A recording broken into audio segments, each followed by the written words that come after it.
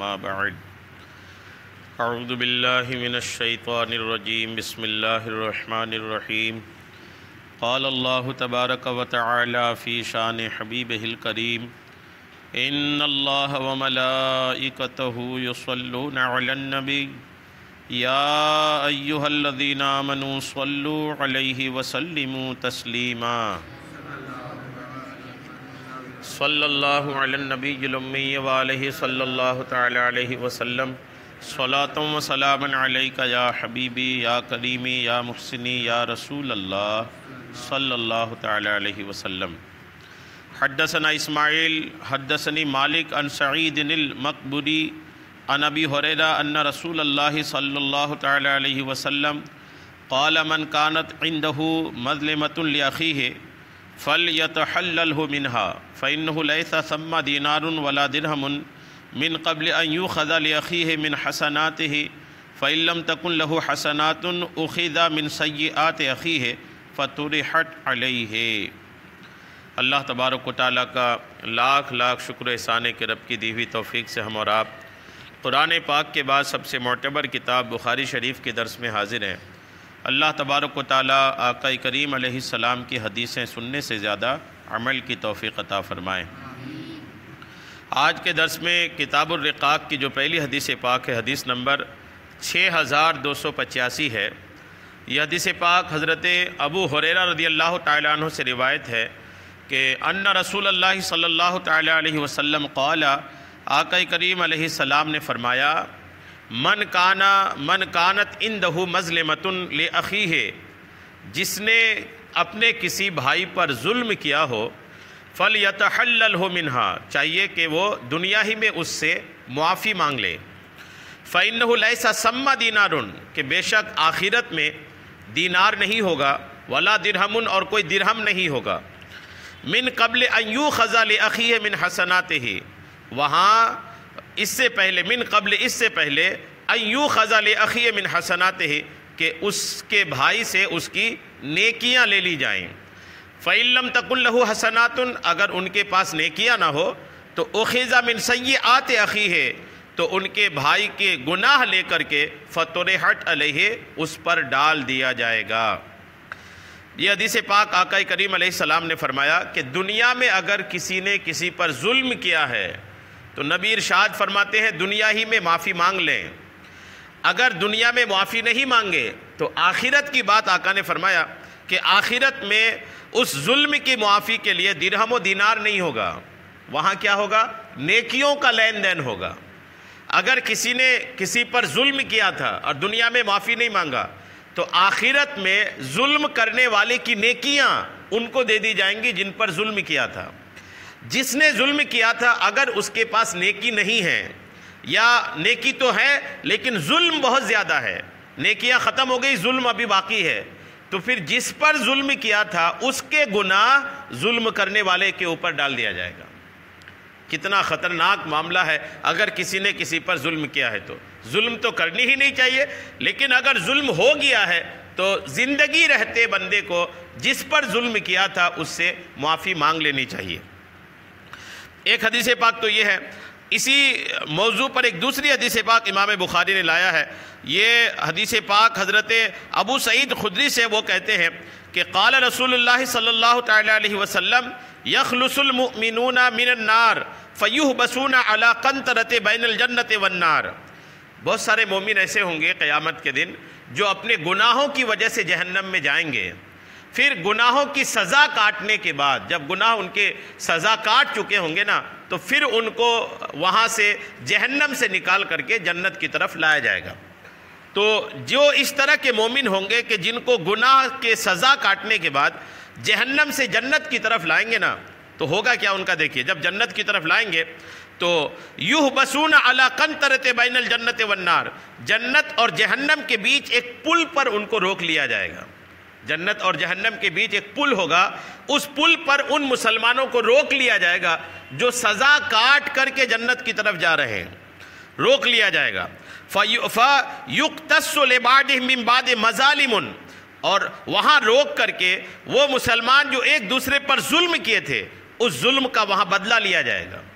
اس ظلم کا. کسی نے تھپڑ مارا تھا، بدلے میں ان کو تھپڑ ماریں گے. کسی نے کسی کو کسی بھی طرح کا ظلم کیا تھا، مارا تھا، پیٹا تھا، پریشان کیا تھا، گالیاں دیا تھا، یہ سارا کچھ ظلم ہے. ظلم یہ سارا کچھ ہے. کسی کو پریشان کرنا، بلا وجہ مارنا، بلا وجہ گالی دینا، بلا وجہ ٹارچر کرنا، جس بھی طریقے سے پریشان کیا جاتا ہے نا، وہ سارا کچھ ظلم ہے. تو وہ ظلم کا بدلہ وہاں لیا جائے گا. اور وہ ظلم کا جب بدلہ لیا جائے گا، کانت بینہم فی الدنیا حتی اذا حزبوا او نقوا، اور جب وہ ظلم کا بدلہ لے کر دے کر جب وہ لوگ پاک ہو جائیں گے، صاف ہو جائیں گے، تو اذن لہم فی دخول الجنہ، پھر ان کو اجازت ہوگی کہ آپ جنت میں داخل ہو جاؤ. جی، ظلم کا بدلہ لیے بنا جنت میں نہیں جانے کو ملے گا. ظلم ایک ایسی چیز ہے کہ کب وہ جہنم میں سزا کاٹ چکے ہیں، اپنے گناہوں کی سزائیں مل چکی ہیں، لیکن ظلم جو ہے نا وہ ابھی برقرار ہے. ظلم کی خطرناک کتنا ہے دیکھیے. آدمی جہنم کاٹ کے آیا ہے، جہنم میں رہ کے آیا ہے، لیکن ابھی بھی ظلم جو ہے وہ اس کے نام اعمال سے دور نہیں ہوا ہے. ظلم ابھی باقی ہے. جہنم سے نکال کر جب جنت کی طرف لے جائیں گے تو دونوں کے بیچ ایک پل ہوگا، اس پل پہ کھڑے ہو کر سارے ظلم کا بدلہ دلایا جائے گا. ظالم پر ظلم اور ظلم جس پر ہوا وہ دونوں ایک دوسرے سے بدلہ لیں گے، اور جب بدلہ لینے کا معاملہ پورا ہو جائے گا، پاک صاف ہو جائیں گے، اس کے بعد پھر ان کو جنت کی طرف لے جایا جائے گا. فوالذی نفس محمد بیدہ، آقا فرماتے ہیں اس خدا کی قسم جس کے قبضے میں محمد کی جان ہے، لأحدہم اہدا بمنزلہ فی الجنت منہ بمنزلہ کان فی الدنیا، تم میں سے ہر کوئی جنت کے اپنے مکان کو اپنے گھر سے زیادہ پہچانے گا. اس کے بعد آقا نے ارشاد فرمایا ایک جملہ کہ جو بھی آدمی جنت میں جائے گا، جنت میں جو ان کا اپنا گھر ہوگا نا، جنت جو اس کی ہوگی، وہ اپنی جنت کو پہچانے گا، اور ایسا پہچانے گا جیسے اپنے گھر کو پہچانتا ہے. یہ بھی ایک اللہ کی رحمت ہے. آپ کتنی پیاری چیز، پیارے گھر میں کیوں نہ جاؤ، اگر وہاں آپ کچھ پہچانتے نہیں ہیں نا تو اتنا مزہ نہیں آتا. آدمی کو گھر کیوں سوچتا ہے؟ کہیں بھی جاؤ، گھر جاتے ہو تو سکون ملتا ہے. کہیں جاؤ، آدمی تاج محل گھوم کے آئے، لندن و پیرس گھوم کے آیا، لیکن جب واپس گھر آتا ہے تو جو سکون اپنے گھر میں میسر ہوتی ہے، وہ سکون کسی گھومنے والی چیز میں، اچھے سے اچھے علاقے میں چلے جاؤ، کچھ دیر کا معاملہ ہے، پھر اس کے بعد گھر ہی اچھا لگتا ہے. تو اللہ تعالیٰ مومن کے، ایک انسان کے اس بات کو دیکھتے ہوئے کہ بندے کو گھر اچھا لگتا ہے، تو اللہ کریم جنت کو ایسا بنا دے گا، اور جنت کے لیے اس کے دماغ کو ایسا کر دے گا، جیسے ہی جنت میں جائے گا نا پہچانے گا کہ یہ میرا گھر ہے.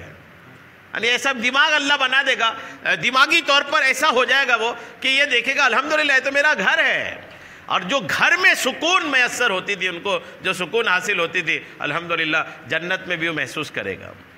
جنت کے تعلق سے تو کافی سنے ہیں. آج ایک ٹاپک میں نے لیا ظلم کا. ظلم چونکہ یہ بھی کچھ کم نہیں ہے مسلمانوں میں، ایک دوسرے پر ظلم کرتے ہیں، طرح طرح سے لوگ ظلم کرتے ہیں. جو کسی کے پاس کچھ عہدہ ہے، پاور ہے، تو وہ دوسرے پر ظلم کرتے ہیں، پریشان کرتے ہیں لوگ ایک دوسرے کو. ظلم کتنی خطرناک ہے آپ نے دیکھا.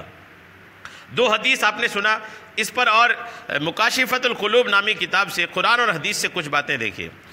اللہ تبارک و تعالیٰ نے قرآن پاک کے میں ارشاد فرمایا ہے، ترجمہ ہے، اور عنقریب ظالم جان لیں گے کہ کون سی پھیرنے کی جگہ پھیرے جائیں گے.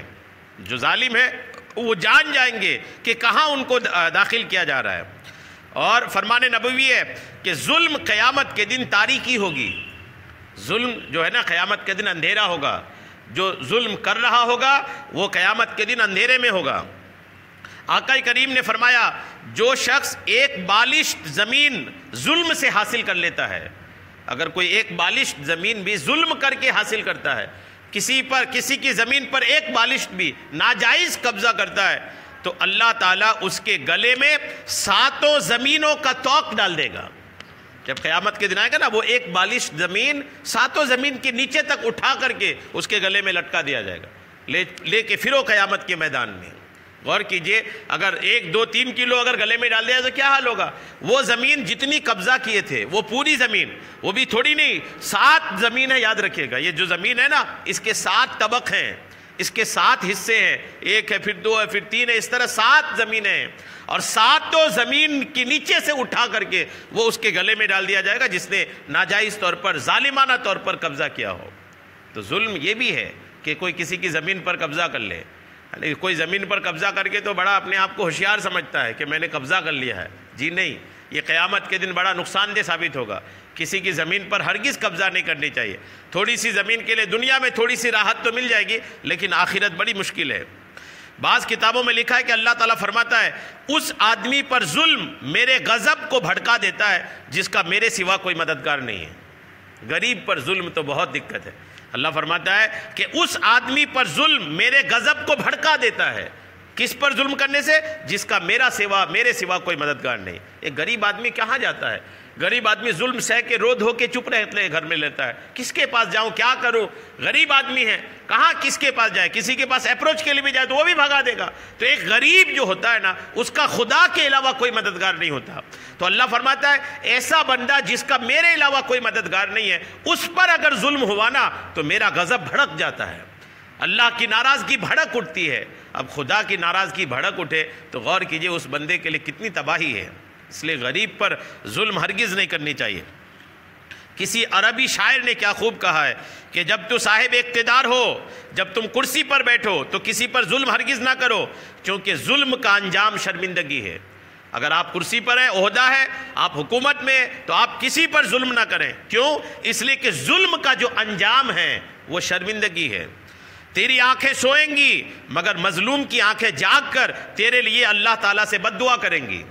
اللہ فرماتا ہے حاکم تو ظلم کر کے اپنے بستر پر آرام سے سو رہا ہوگا، لیکن جس پر ظلم ہوا نا وہ بیدار رہ کر تیرے لیے بد دعا کریں گی. اور اللہ تعالیٰ کبھی سوتا نہیں ہے. رب نہیں سوتا، تو سو رہا ہوگا، لیکن تو نے جس پر ظلم کیا نا اس کی بد دعاؤں کے لیے رب کریم ہمیشہ جاگ رہا ہے. اور پھر رب نے اگر سن لیا تو حکومت بھی گئی اور تباہی اور بربادی بھی آنے والی ہے. ایک دوسرے عربی شاعر نے کہا ہے کہ جب مظلوم زمین پر چلے اور ظالم برے اعمال میں حد سے زیادہ بڑھ جائے تو اس کو مصائب زمانہ کے سپرد کر دے، کیونکہ زمانہ اسے وہ سبق دے گا جو اس کے وہم و گمان میں بھی نہیں ہوگا. لکھا ہے انہوں نے کہ جب مظلوم زمین پر چلے اور ظالم برے اعمال میں حد سے زیادہ بڑھ جائے، ظالم جب حد سے زیادہ ظلم کرنے لگے تو کہتے ہیں کہ اس زمانے میں مصیبت بہت آئے گی، اور مصیبت کے ساتھ ساتھ اتنے زیادہ پریشان ہوگا وہ ظالم، اتنا زیادہ سبق سیکھے گا کہ اس کو وہم و گمان بھی نہیں ہوگا. جو بھی ظلم کرتے ہیں نا ان کو ہوشیار ہونی چاہیے کہ اس کا انجام بہت برا ہے. اسلاف کرام میں سے بعض کا قول ہے کہ کمزوروں پر ظلم نہ کرو ورنہ تو بدترین طاقتوروں میں سے ہو جائے گا. حضرت ابو ہریرہ رضی اللہ تعالیٰ عنہ کا قول ہے کہ ظالم کے ظلم کی وجہ سے جزر یعنی سرخاب اپنے آشیانے میں مر جاتا ہے. یعنی ظالم کے ظلم کی وجہ سے کوئی کتنا بڑا امیر و کبیر کیوں نہ ہو جائے وہ اپنے آشیانے میں مر جاتا ہے. کہتے ہیں توریت میں لکھا تھا، توریت موسیٰ علیہ السلام پر آسمانی کتاب جو نازل ہوئی تھی، توریت میں لکھا تھا کہ پل صراط کے اس طرف آواز کرنے والا آواز کرے گا، اے سرکش ظالموں، اے بدبخت ظالموں، بے شک اللہ تعالیٰ اپنی عزت کی قسم کھائی ہے کہ آج ظالم کا ظلم پل صراط سے نہیں گزرے گا. یعنی جو ظالم ہوں گے وہ پل صراط سے نہیں گزر پائے گا. حضرت جابر رضی اللہ تعالیٰ عنہ سے مروی ہے کہ جب مہاجرین حبشہ حضور علیہ السلام کی خدمت میں واپس لوٹ کر آ گئے، یعنی مکہ شریف سے لوگ پہلے حبشہ کی طرف ہجرت کیے تھے، مدینے کی طرف ہجرت بعد میں کیے تھے، پہلے حبشہ ایک ملک ہے وہاں ہجرت کیے تھے. وہاں سے کچھ لوگ ہجرت کر کے جو گئے تھے نا واپس لوٹ کر آ گئے. تو آقا نے ان سے فرمایا کہ تو نے حبشہ میں تم لوگوں نے کوئی عجیب چیز دیکھی ہو تو مجھے بتلاؤ. تم لوگ حبشہ گئے تھے، بتاؤ کوئی عجیب چیز دیکھی ہو تو حضرت قتیبہ رضی اللہ تعالیٰ عنہ صحابی رسول ہیں، انہیں مہاجرین میں سے تھے جو ہجرت کر کے حبشہ گئے تھے. انہوں نے عرض کی یا رسول اللہ میری طرف توجہ فرمائیے، میں بتلاتا ہوں میں نے ایک عجیب چیز حبشہ میں دیکھا تھا کہ ہم ایک دن بیٹھے ہوئے تھے کہ حبشہ کی ایک بوڑھی عورت سر پر پانی کا برتن رکھے جا رہی تھی. حبشہ کی ایک بوڑھی عورت اپنے سر پہ پانی کا برتن اٹھا کر کے جا رہی تھی. جب وہ ایک حبشی جوان کے قریب سے گزری وہ بڑھیا تو اس نے کھڑے ہو کر بڑھیا کے دونوں کندھوں پر ہاتھ رکھ کر اسے دھکا دیا، جس سے بڑھیا گھٹنوں کے بل جا گری اور اس کا مٹکا بھی ٹوٹ گیا. یعنی وہ بڑھیا پانی لے کے جا رہی تھی، کوئی ظالم نوجوان بڑھیا کو دھکا دی تو بڑھیا گھٹنے کے بل گری، اس کے مٹکے بھی ٹوٹ گئے اور بڑھیا بھی گر گئی. وہ بڑھیا اٹھی اور جوان کی طرف جو گرایا تھا اس کی طرف متوجہ ہو کر کہنے لگی اے غدار تو عنقریب جان لے گا جبکہ اللہ تعالیٰ عدالت فرمائے گا اور پہلے پچھلے سب لوگوں کو جمع کرے گا. وہ بڑھیا نے اس کو ڈانٹ کر کے کہی، ان قریب میرے رب کریم کی عدالت قائم ہوگی اور وہاں پر سب کا حساب ہوگا، تو جان لے گا کہ تو نے جو میرے مٹکے گرائے، مجھے گرائے، اس کا کیا انجام ہوتا ہے۔ اور ہاتھ پاؤں آدمی کے اعمال کی گواہی دیں گے، اللہ کے ہاں تو بھی اپنا اور میرا فیصلہ کل سن لے گا۔ راوی کہتے ہیں کہ آقا نے یہ سن کر فرمایا، اللہ تعالیٰ ایسی قوم کو کیسے کامیابی دے گا جو طاقتوروں سے کمزوروں کو بدلہ نہیں دلا سکتی، یعنی جو قوم طاقتوروں سے کمزوروں کو بدلہ نہیں دلا سکتی، وہ قوم کبھی کامیاب نہیں ہو سکتی۔ آقا نے فرمایا کہ آقا سے مروی آپ نے فرمایا 5 آدمی ایسے ہیں جن پر اللہ تعالیٰ غضبناک ہوتا ہے، 5 ایسے لوگ ہیں جن پر اللہ ناراض ہوتا ہے، غضبناک ہوتا ہے۔ اگر وہ چاہے گا تو دنیا میں انہیں اپنے غضب کا نشانہ بنا دے گا، ورنہ آخرت میں انہیں جہنم میں ڈالے گا۔ وہ 5 لوگ کون ہیں؟ حاکم قوم، جو سماج کے حاکم ہیں، جو خود تو لوگوں سے اپنے حق لے لیتا ہے مگر انہیں ان کے حق نہیں دیتا اور ان سے ظلم کو دور نہیں کرتا۔ اور دوسرا قوم کا قائد، قوم کا رہنما، لوگ جس کی پیروی کرتے ہیں اور وہ طاقتور اور کمزور کے درمیان فیصلہ نہیں کر سکتا اور خواہشات نفسانی کے مطابق گفتگو کرتا ہے، یعنی اپنی خواہشات کے مطابق کرتا ہے، حق فیصلہ نہیں کرتا۔ تیسرا گھر کا سربراہ، جو گھر کا مین آدمی ہے، گھر کا سربراہ جو اپنے گھر والوں اور اولاد کو اللہ کی فرما برداری کا حکم نہیں دیتا، یہ بھی قیامت کے دن اللہ کے غضب کا شکار ہوں گے۔ جو گھر کے سربراہ ہوتے ہیں ان پر ذمہ داری ہے کہ اپنے گھر والوں کو نیکی کی دعوت دیں اور انہیں دینی کام کی تعلیم نہیں دیتا۔ چوتھا ایسا آدمی جو اجرت پر مزدور لاتا ہے اور کام مکمل کروا کے اس کی مزدوری پوری نہیں دیتا، ایسا آدمی بھی اللہ کے غضب کا شکار ہوگا۔ اور وہ آدمی جو اپنی بیوی کا حق کے مہر دبا کر اس پر ظلم کرتا ہے، جو اس کا مہر ہے وہ دبا کر اس پر ظلم کرتا ہے، ایسے آدمی پر بھی اللہ کریم قیامت کے دن ناراض ہوگا۔ حضرت عبداللہ ابن سلام سے مروی ہے کہ آپ نے فرمایا، اللہ تعالیٰ نے جب مخلوق کو پیدا فرمایا اور وہ کھڑے ہو گئے، جب مخلوق کی پیدائش ہوئی اور مخلوق کھڑی ہوئی تو انہوں نے اللہ کی طرف سر اٹھا کر دیکھا اور کہا، اے اللہ تو کس کے ساتھ ہوگا؟ ساری مخلوق نے اللہ سے عرض کی، مولا تو کس کے ساتھ ہوگا؟ تو رب جلیل نے فرمایا، مظلوم کے ساتھ، جس پر ظلم کیا جائے رب فرماتا میں ان کے ساتھ رہوں گا یہاں تک کہ اسے حق دیا جائے۔ جب تک مظلوم کو حق نہیں مل جاتا میں اس کے ساتھ رہوں گا۔ وہب بن منبہ کہتے ہیں کہ کسی ظالم بادشاہ نے شاندار محل بنوایا، کسی دور کا ایک ظالم بادشاہ تھا، اس نے ایک محل بنوایا، بہت شاندار محل بنوایا۔ ایک غریب بڑھیا آئی اور اس نے محل کے ایک کنارے میں اپنی کٹیا بنا لی۔ بادشاہ نے شاندار خوبصورت محل بنایا اور ایک بڑھیا آئی اور اس کے محل کے ایک کنارے میں ایک اپنی کٹیا بنا لی چھوٹی سی، جس میں وہ سکون سے رہتی تھی۔ ایک مرتبہ وہ ظالم بادشاہ جس نے محل بنوایا تھا اس نے سوار ہو کر محل کے آس پاس چکر لگایا کہ دیکھو میرا محل اندر سے تو خوبصورت ہے، باہر سے کیسا، چکر لگایا تو اسے بڑھیا کی کٹیا نظر آئی کہ یار میرے محل کے قریب یہ بڑھیا اپنا کٹیا بنائی ہے۔ اس نے پوچھا یہ کس کی ہے؟ کہا گیا کہ ایک بڑھیا ہے اور وہ اس میں رہتی ہے۔ چنانچہ اس ظالم بادشاہ نے حکم دیا کہ اسے گرا دو، اس بڑھیا کی کٹیا کو گرا دو، لہٰذا اسے گرا دیا گیا۔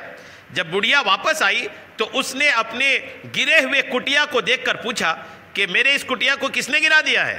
لوگوں نے کہا بادشاہ نے۔ بادشاہ نے دیکھا اور گرا دیا۔ تب بڑھیا نے آسمان کی طرف سر اٹھایا اور کہا، اے اللہ اگر میں حاضر نہیں تھی تو تو کہاں تھا؟ یعنی جس پر ظلم ہوتا ہے نا وہ اسی طرح کی بول بولتا ہے وہ، جی ہاں، جو پریشان ہوتا ہے نا اس کے بول بہت بڑے ہوتے ہیں اور اللہ کریم اس کے بول سنتا بھی ہے اور اس کے مطابق کرتا بھی ہے۔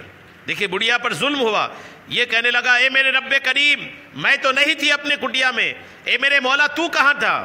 اللہ تعالیٰ نے جبریل کو حکم دیا کہ محل کو اس کے رہنے والوں پر الٹ دو۔ اللہ نے فرمایا جبریل اس محل کو نیچے سے اٹھاؤ اور اٹھا کر کے جو لوگ اس میں ہیں ان سمیت اٹھا کر کے گرا دو ان کے اوپر۔ ایسا ہوتا ہے، مظلوم کی جو آہ ہوتی ہے نا وہ بہت خطرناک ہوتی ہے۔ دنیا ابھی بڑے ہلکے میں لے رہی ہے ظلم کو، یہ ظلم بہت آسان نہیں ہے، اس ظلم کا انجام بہت برا ہے۔ اللہ نے فرمایا کہ محل کو اس کے رہنے والوں پر الٹ دو، اور ایسا ہی کیا گیا۔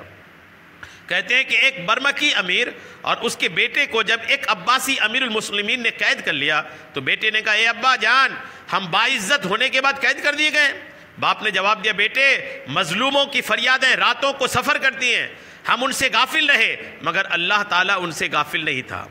یزید بن حکیم کہا کرتے تھے کہ میں کبھی کسی سے ڈرتا نہیں ہوں، البتہ مجھے ایک شخص نے ڈرا دیا، یعنی میں نے اس پر یہ جانتے ہوئے ظلم کیا کہ اللہ کے سوا اس کا کوئی مددگار نہیں ہے۔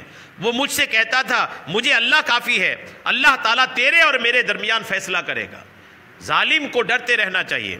حضرت ابی امامہ رضی اللہ تعالیٰ عنہ سے مروی ہے کہ ظالم قیامت کے دن جب آئے گا تو وہ پل صراط پر پہنچے گا۔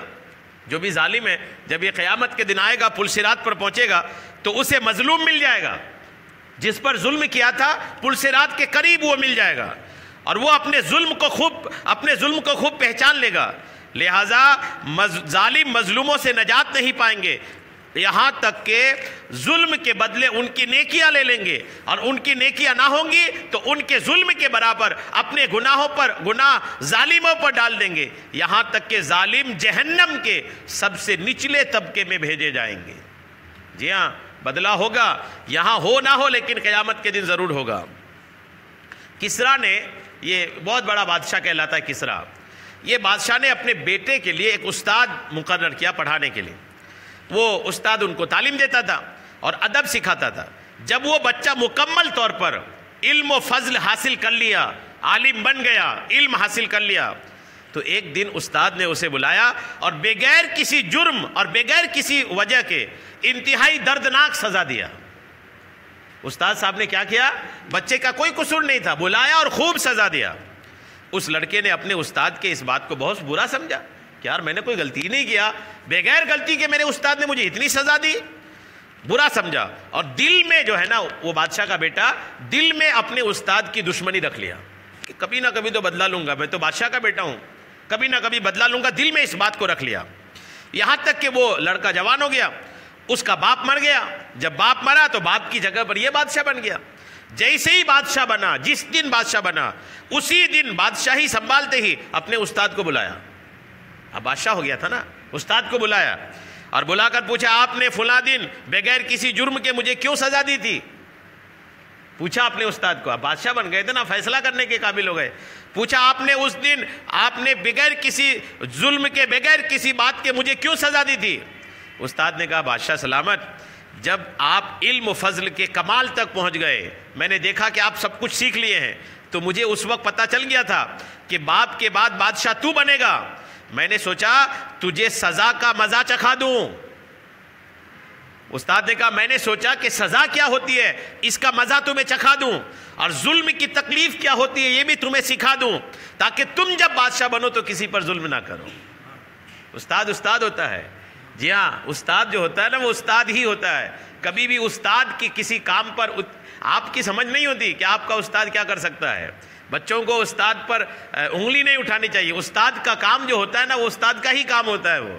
جی ہاں، بچے ہی ہوتے ہیں، شاگردے ہوتے ہیں۔ اے استاد دیکھیے کہ انہوں نے کہا بیٹا میں نے تم کو اس لیے سزا دی تھی کہ مجھے پتا تھا تو بادشاہ بنے گا، تو بادشاہ جب بنے گا نا تو مجھے پہلے ہی تمہیں سکھا دیا میں نے تم کو کہ بغیر جرم کے سزا دینے کا انجام کیا ہوتا ہے، اور جب کسی پر ظلم ہوتا ہے تو تکلیف کتنی ہوتی ہے، کیونکہ تم بادشاہ بنو گے۔ اب تم کسی کو بلا وجہ سزا نہیں دینا، بلا وجہ کسی پر ظلم نہیں کرنا، چونکہ تم کو پتہ چل گیا کہ بلا وجہ سزا دینے کا انجام کیا ہوتا ہے، دل کو کتنی تکلیف ہوتی ہے۔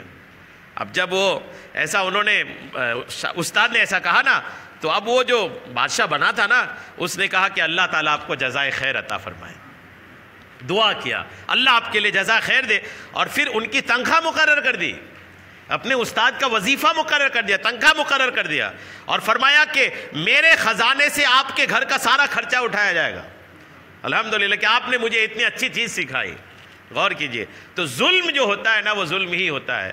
بہرحال ظلم سے بچنی چاہیے، کسی بھی طرح کا ظلم، چھوٹا سے چھوٹا ظلم ہو آدمی کو اس سے بچتے رہنا چاہیے کہ قیامت کے دن ظالم کا انجام بہت برا ہوگا۔ درود پاک پڑھیں، اللہم صلی علی سیدنا شفیعنا حبیبنا مولانا محمد بارک وسلم، صلاۃ و سلام علیک یا حبیبی یا کریمی یا محسنی یا رسول اللہ صلی اللہ تعالی علیہ وسلم۔ ان نبی علیہ السلام قال من نوقش الحساب عذبا، یہ امام بخاری نے ایک باب بنایا کہ من نوقش الحساب عذبا، جو سختی سے حساب لیا گیا انہیں عذاب دیا جائے گا۔ قیامت کے دن جس کے حساب کی پڑتال ہو گئی سمجھ جائیے کہ ان کو عذاب ہوگا۔ اللہ سے دعا کرتے رہنے چاہیے، مولا حساب نہیں لینا۔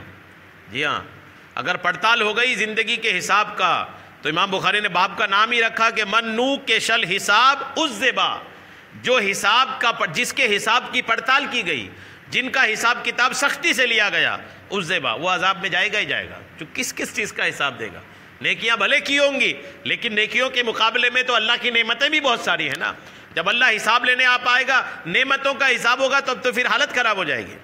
حدیث پاک دیکھیے، حضرت عائشہ سے روایت ہے کہ آقا فرماتے ہیں کہ من نوکش الحساب عذبا، جس کا حساب سختی سے لیا گیا اسے عذاب دی جائے گی۔ تو حضرت عائشہ کہتی ہیں میں نے کہا یا رسول اللہ، اللہ نے فرمایا کہ فسوف یحاسب حسابا یسیرا، ان قریب اللہ آسان حساب لے گا۔ جب اللہ فرما رہا ہے کہ میں آسان حساب لوں گا تو پھر حساب کی سختی کی بات آپ کیوں کر رہے ہیں؟ تو آقا کا جواب سنیے، آقا فرماتے ذالک الارض، یہ صرف پیشی ہے، یہ جو آسانی ہے نا یہ پیشی ہے۔ پیشی الگ چیز ہے اور پیشی میں جج کا پوچھنا ایک الگ چیز ہے۔ آپ کا کوئی معاملہ رہتا ہے کورٹ میں، آپ بولتے ہیں ہماری پیشی ہے آج، تو آپ پیشی میں پہنچ تو گئے ہیں، پہنچنے میں تو بڑی آسانی ہے، کیا دقت ہے؟ بابو سے ملنا ہے اور مل کر کے وہاں کھڑے رہنا ہے، آپ پیشی میں ہیں۔ لیکن آپ کو جب عدالت کے اندر داخل کیا جاتا ہے، جج اور وکیل آپ سے پوچھتے ہیں تو وہ ہے حساب۔ تو پیشی تو آسان ہوگی قیامت کے دن، لیکن حساب جو ہوگا اللہ کی طرف سے، وہاں رب کریم جج ہوگا اور رب اپنے بندے سے براہ راست خود اپنے بندے سے پوچھے گا میرے بندے یہ تھا تم نے کیا کیا؟ تو اللہ آقا نے فرمایا کہ ہاں آسانی ہوگی لیکن آسانی پیشی میں ہے، اور جب حساب و کتاب ہوگا وہ بہت مشکل ہوگا۔ حضرت عائشہ ہی سے روایت ہے کہ ان رسول اللہ صلی اللہ تعالی علیہ وسلم قال، آقا نے فرمایا لیسا احد یحاسب یوم القیامہ الا ہلکا، آقا فرماتے قیامت کے دن جس سے بھی حساب لیا گیا وہ ہلاک ہو جائے گا۔ فقلت یا رسول اللہ، سیدہ عائشہ کہتی ہے میں نے عرض کیا یا رسول اللہ، کیا اللہ نے یہ نہیں فرمایا کہ فَأَمَّا مَنْ أُوتِيَ كِتَابَهُ بِيَمِينِهِ فَسَوْفَ يُحَاسَبُ حِسَابًا يَسِيرًا، اللہ نے فرمایا کہ جس کو نام اعمال دائنے ہاتھ میں دیا جائے اس کا حساب ان قریب آسان لیا جائے گا۔ جب اللہ نے فرمایا آسان لیا جائے گا تو آپ بول رہے ہیں کہ وہ ہلاک ہو جائے گا۔ تو فقال رسول اللہ، آقا نے فرمایا انما ذالک الارض، اے عائشہ یہ آسانی سے پیشی میں ہے، ولیس احد منا یناقش یحاسب یوم القیامہ الا عذبا، کہ بے شک ہم میں سے جس کا بھی حساب سختی سے لیا گیا قیامت کے دن اسے عذاب دیا جائے گا۔ تو حساب کتاب کی سختی اگر ہوئی نا تو عذاب دیا جائے گا۔ جب بھی آپ دعا کے لیے ہاتھ اٹھائیں نا تو اللہ سے دعا کریں مولا بے حساب بخش دینا، یا پھر حساب ہو بھی تو آسانی سے ہو۔ اگر حساب کی سختی ہوئی یقین مانیے کہ قیامت کے دن ہلاکت ہی ہلاکت ہے۔ جس کا تفصیلی سے حساب لیا گیا، تفصیل سے، ڈیٹیل سے، کس دن کیا کیا کیا نہیں کیا، ایک ایک وقت کا ایک ایک عمل کا جب حساب لیا جائے گا نا بہت مشکلات کھڑی ہو جائیں گی۔ پہلے میں آپ کو وہ عمل بتا دیتا ہوں کہ جس کو کرنے سے حساب آسان ہوگا۔ جی ہاں الحمدللہ آقا نے ایک ایک چیز کی توڑ ارشاد فرما دیا ہے۔ پیغمبر کی بڑے احسانات ہیں ہم پر کہ جہاں مشکل ہے آقا نے اپنی امت کی رہنمائی کر دیا ہے کہ اچھا حساب مشکل ہوگا تو کچھ ایسے عمل آقا نے فرما دیا کہ جس کو کرنے سے حساب آسان ہوگا۔ سن لیں اس کو۔ حضرت سیدنا محمد بن جعفر رحمۃ اللہ تعالیٰ بیان کرتے ہیں کہ صلہ رحمی کرنا بروز قیامت بندے کا حساب آسان کر دے گا۔ صلہ رحمی مطلب لوگوں کے ساتھ اچھا سلوک کرنا، پڑوسی کے ساتھ، رشتہ دار کے ساتھ، دوست و احباب کے ساتھ جو بہتر سلوک کرتا ہے قیامت کے دن اس کا حساب آسان ہوگا۔ تو اپنوں کے ساتھ اچھا سلوک کرنی چاہیے۔ ایک تو یہ ہوا، اور اس کے بعد سیدنا ابو ہریرہ سے روایت ہے کہ آقا کریم نے ارشاد فرمایا جس آدمی میں 3 عادتیں ہوں اللہ تعالیٰ اس کا حساب آسان لے گا۔ جس آدمی کے اندر 3 عادتیں ہوں اللہ کریم اس کا حساب آسان لے گا اور اسے اپنی رحمت سے جنت میں داخل کرے گا۔ صحابہ کرام نے عرض کی یا رسول اللہ ہمارے ماں باپ آپ پر قربان، وہ 3 عادتیں کون سی ہیں؟ یعنی صحابہ جوش میں آ جاتے تھے جب آقا نے فرمایا کہ 3 عادتیں ایسی ہیں کہ جس میں وہ رہیں گی حساب آسان ہوگا۔ صحابہ جوش میں آ گئے، کہنے لگے ہمارے ماں باپ آپ پر قربان ہو جائیں، جلدی بتائیں کہ وہ کون سی 3 عادتیں ہیں۔ تو آقا نے فرمایا پہلی عادت یہ ہے کہ جو تجھے محروم کرے تم اس کو عطا کرو، جو آپ کو نہیں دے رہا ہے آپ اس کو دیں۔ یہاں دنیا الٹی ہو گئی ہے، صحیح راستہ یہ ہے کہ جو آپ کو محروم کر رہا ہے، جو آپ کو نہیں دے رہا ہے آپ اس کو دیں، اور جو تجھ سے تعلق توڑے تم اس سے تعلق جوڑو۔ تیسری چیز، جو تجھ پر ظلم کرے تم اسے معاف کرو۔ غور کیجئے، دنیا ایسی ہے؟ دنیا تو جسٹ اس کے اپوزٹ ہے، بالکل اس کا الٹا ہے۔ دنیا جس کو آپ اگر کوئی کسی کو محروم کرتا ہے تو وہ بھی بولتا ہے وہ نے مجھے محروم کیا، میں اس کو کیوں کروں۔ جیسے شادی ہی ہے، اگر آپ کے یہاں دعوت نہیں آئی، کسی کے یہاں دعوت نہیں آئی، ان کے یہاں شادی ہوگی، ان نے ہمیں تھوڑی دعوت کی تھی، ہم بھی نہیں کر رہے۔ یہ ہوتا ہی ہے، جنرلی ایسا ہوتا ہے۔ اس نے ہمیں بلایا، نہیں بلایا نا، ہم بھی نہیں بلائیں گے۔ اس نے ہمیں یاد کیا تو یہی ہوتا ہے کہ آپ کو کسی نے محروم کیا تو آپ بھی اس کو محروم کر دیے۔ وہاں تو کوئی مزہ ہی نہیں آیا نا۔ آقا فرماتے ہیں کہ جس نے آپ کو محروم کیا آپ اس کو یاد کیجئے، جس نے آپ کو بھلا دیا آپ اس کو یاد کیجئے۔ کوئی آپ کو یاد نہیں کر رہا ہے آپ اس کو یاد کیجئے، جو آپ کو نہیں دے رہا ہے آپ اس کو دیجئے۔ آقا فرماتے ہیں پہلی چیز کہ جو آپ کو محروم کرے اسے عطا کرو، اور دوسری چیز جو تجھ سے تعلق توڑے اس سے تعلق جوڑو۔ آپ سے کوئی رشتہ نہیں نبھا رہا ہے، کسی بھی وجہ سے ہو، نہیں رشتہ تعلق توڑ رہا ہے تو آپ اس سے تعلق جوڑیے، اور جو تجھ پر ظلم کرے تو اسے معاف کر دو۔ الحمدللہ، ظلم کے بعد بیٹھے رہے، معاف کر دینا، معاف کر کے آگے بڑھ جائیں۔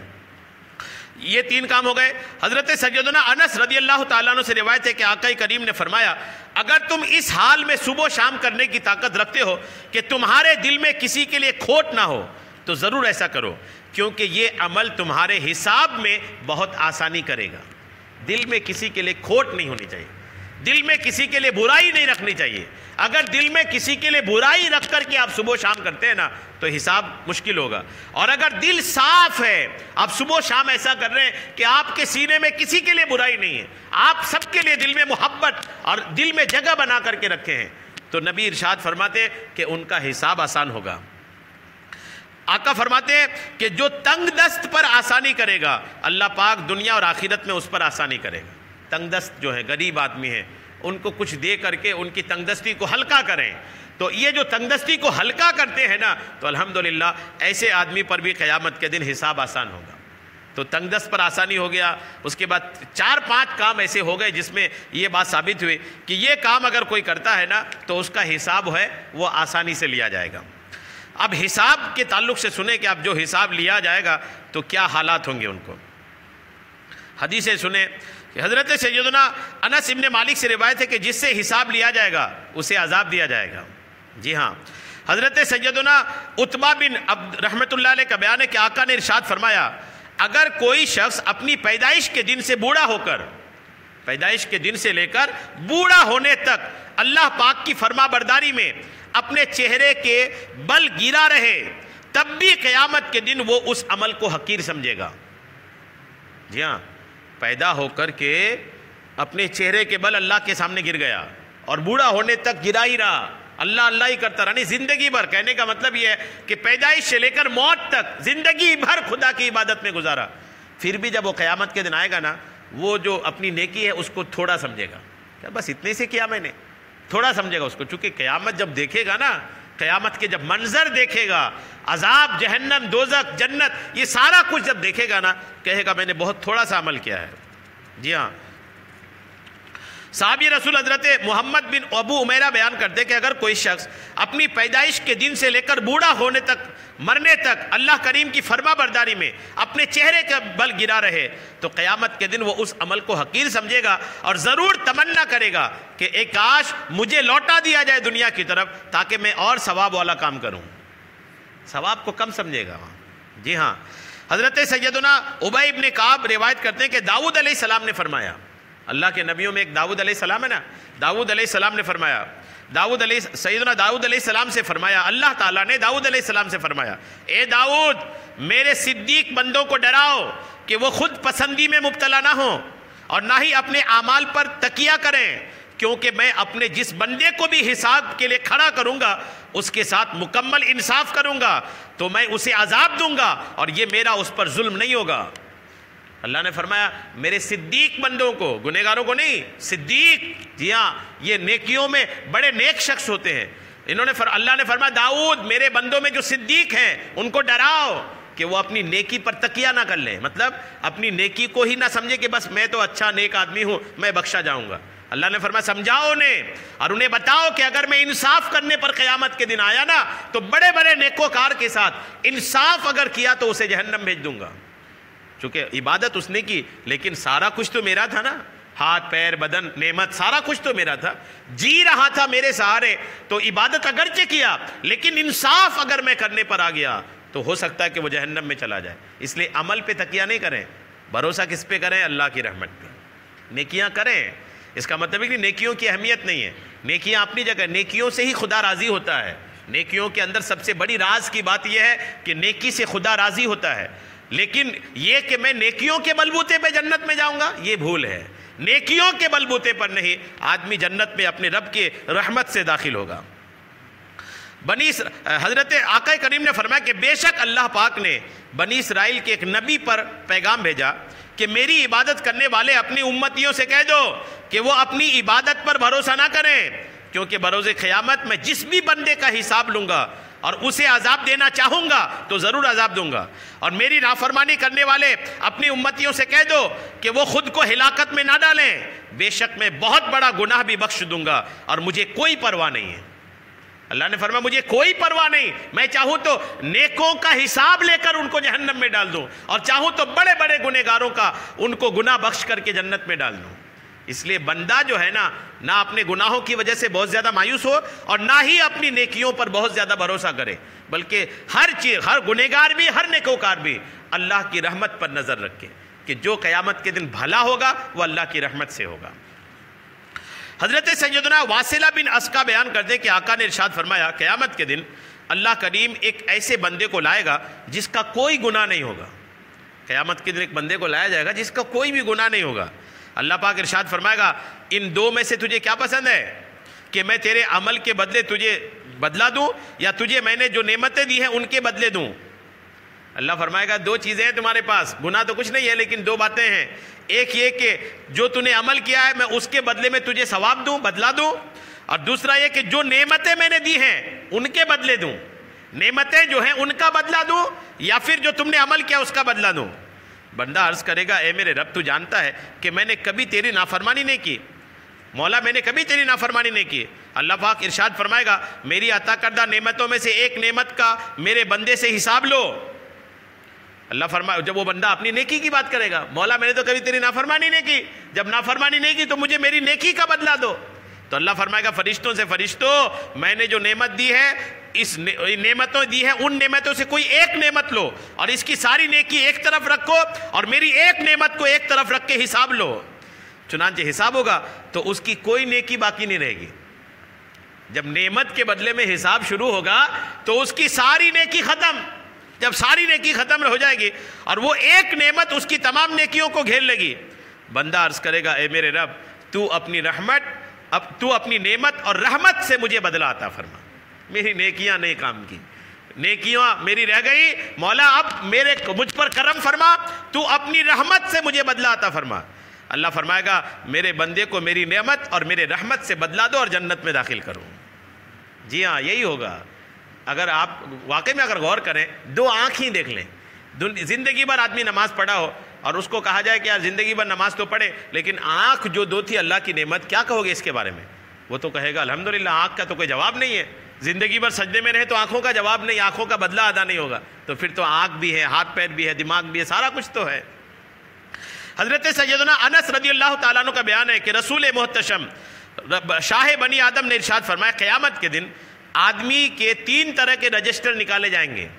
جب قیامت کے دن آئیں گے تو رجسٹر ہوں گے، 3 طرح کے رجسٹر ہوں گے، ایک رجسٹر میں اس کے نیک اعمال ہوں گے اور ایک رجسٹر میں گناہ ہوں گے اور ایک رجسٹر میں وہ نعمتیں ہوں گی جو اللہ کریم نے اس بندے کو دی تھی۔ 3 رجسٹر ہو گئے، نیکی، بدی اور اللہ کی نعمتیں۔ اللہ پاک سب سے چھوٹی نعمت سے فرمائے گا، اللہ نے جو سب سے چھوٹی نعمت دیا ہے، اچھا نعمت صرف یہی نہیں کہ ہمارے ہاتھ پیر بدن ہے، نعمت یہ بھی ہے کہ ہمارے ماں باپ ہیں، نعمت یہ بھی ہے کہ ہمارے آل و اولاد ہیں، نعمت یہ بھی ہے کہ ہمارا مکان ہے، نعمت یہ بھی ہے کہ ہم خوشحال زندگی، سارا کچھ نعمت ہے۔ نعمت یہ بھی ہے کہ اللہ نے ہمارے لیے آکسیجن پیدا کر رکھی ہے، ہم سانس لے رہے ہیں، سارا کچھ اللہ کی نعمت ہی نعمت ہے، یعنی آدمی گھرا ہوا ہے اللہ کی رحمت سے۔ اب وہ 3 رجسٹر ہوگا، اللہ پاک سب سے چھوٹی نعمت سے فرمائے گا بندے کے نیک عمل میں سے اپنی قیمت لے لو۔ اللہ اپنی چھوٹی نعمت سے فرمائے گا میرے اس بندے نے جو نیکی کیا ہے اس میں سے اپنی قیمت وصول کرو۔ وہ ایک نعمت اس کے نیک اعمال کو گھیر کر ایک طرف کو ہو جائے گی، اللہ کی ایک نعمت اس کے سارے نیکیوں کو لے کر ایک طرف ہٹ جائے گی۔ اور عرض کرے گی تیری عزت کی قسم مجھے میرا پورا حق ابھی بھی نہیں ملا ہے. اس کی ساری نیکی ختم ہو گئی اور اللہ کی ایک نعمت کا حق پورا نہیں ملا. اب اس کے گناہ ہی گناہ رہ جائیں گے. نیکیاں تو نعمت لے گئی نا, ابھی تو دوسری نعمت بھی ہے اور اب گناہ بھی بچ گئے, اور دیگر نعمتیں بھی باقی ہوں گی, جبکہ نیک عمل سارا جا چکا ہوگا. جب اللہ کریم بندے پر رحم کرنے کا ارادہ فرمائے گا تو ارشاد فرمائے گا اے میرے بندے میں نے تیرے لیے تیری نیکیوں کو دوگنا کر دیا ہے اور تیرے گناہوں کو معاف کر دیا ہے. الحمدللہ. اللہ فرمائے گا گھبراؤ نہیں, میں نے تمہاری نیکی کو ڈبل کر دیا ہے اور تیرے گناہ کو معاف کر دیا ہے. راوی کہتے ہیں میرے گمان کے مطابق آقا نے یہ بھی فرمایا تھا کہ اور میں نے اپنی نعمتیں تجھے تحفہ میں دے دی ہیں. میری نعمتوں کا حساب نہیں ہوگا, میں نے نعمت تحفے میں دے دی, گناہ معاف کر دیے, نیکیاں ڈبل کر دی, اب جاؤ جنت میں داخل. تو آدمی جنت میں فائنلی آدمی جنت میں جو جائے گا نا وہ اللہ کی رحمت سے جائے گا. حضرت سیدنا ابن عمر بیان کرتے ہیں کہ آقا نے ارشاد فرمایا جس نے لا الہ الا اللہ کہا تو اس کلمہ کے بدلے اس بندے کے لیے اللہ پاک کے پاس ایک وعدہ ہوگا, اور جس نے سبحان اللہ کہا اس کے لیے 100 نیکیاں لکھی جائیں گی. یہ سن کر صحابہ نے عرض کی یا رسول اللہ اس کے بعد ہم کیسے ہلاک ہو سکتے ہیں. یعنی صحابہ کو ہمت ہو گئی, جب سبحان اللہ لا الہ الا اللہ کا اتنا ثواب ہے تو عرض کرنے لگے یا رسول اللہ پھر تو ہم کبھی ہلاک نہیں ہوں گے, ہمارا تو کام بنا بنایا ہے. کیوں؟ اس لیے کہ ہم لا الہ الا اللہ بھی بہت کہتے ہیں اور سبحان اللہ بھی بہت کہتے ہیں. یہ سن کر صحابہ نے جب ایسا عرض کی نا تو آقا نے ارشاد فرمایا اس خدا کی قسم جس کے قبضے میں میری جان ہے, بے شک قیامت کے دن آدمی ایسا عمل لے کر آئے گا کہ اگر اسے پہاڑ پر رکھ دیا جائے تو وہ بھی برداشت نہ کر سکے. اتنی ساری نیکی لے کر آئے گا کہ اگر پہاڑ پر نیکیاں رکھ دی جائے نا تو پہاڑ برداشت نہ کرے گا. پھر اللہ تعالیٰ کی نعمتوں میں سے ایک نعمت کھڑی ہوگی, اگر اللہ تعالیٰ اپنی رحمت سے فضل نہ فرماتا تو قریب تھا کہ وہ ایک نعمت پہاڑ جس کو برداشت نہ کرے وہ ساری نیکیوں کو لے جاتی. جی ہاں, ساری نیکیوں کو لے جاتی, بندہ پھنس جاتا. تو بہرحال کہنے کا بس مطلب یہی ہے کہ صرف اللہ کی رحمت ہے, اللہ کی رحمت ہے. اس لیے نیکیاں کریں, اچھے کام کریں, خوب نیکیاں کریں, لیکن امید کی نگاہیں اپنی اللہ کی رحمت سے لگا کر کے رکھیں. مولا تو رحمت عطا فرمائے گا. اس سے کیا ہوگا, عبادت کرنے والے کو تکبر نہیں ہوگا. نمازی ہے, نیکوکار ہے تو اسے تکبر نہیں ہوگا, اسے پتا ہے کہ اس سے میرا تھوڑی بیڑا پار ہونا ہے, یہ تو بس اللہ کو راضی کرنے کا ذریعہ ہے. بیڑا پار جو ہوگا وہ اللہ کی رحمت سے ہوگا. اللہ تعالی ہم سب کو اپنی رحمت عطا فرمائے.